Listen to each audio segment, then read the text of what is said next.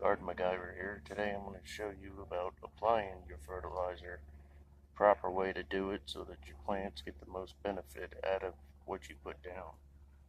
Now in a row like this, what a lot of people will do is they'll take their fertilizer, they'll spread it across the top, they'll till it under, okay?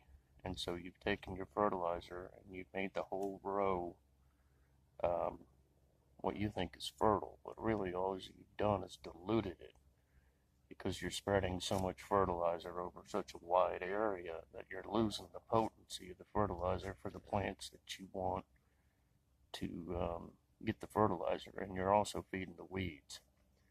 Now, what I do and what works best for me is I only target fertilizer, okay? Meaning that if I'm going to put a plant right here, this is where my fertilizer goes.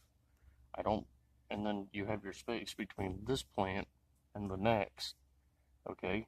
No fertilizer goes here, especially during planting time. Now, I will put some fertilizer here in mid-season. I do it as like a fertilizer pocket to help while the plant's already been growing, because the roots will spread out. But you want to put the concentration of your fertilizer right where your plant is. So that way your plant's the only one benefiting from it and not the weeds that are in between this plant and the next plant.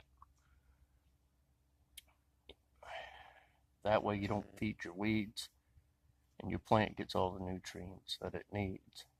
Now in the middle of the season, I'll dig a hole in between, like, let's say this plant and the next plant, and I'll do a pocket of fertilizer right in the middle between this plant and that plant.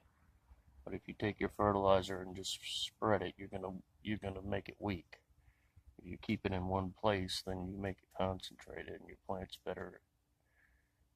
do better as a result of it, because they're the only ones tapping into the fertilizer, not all the weeds that are in between this and the next plant.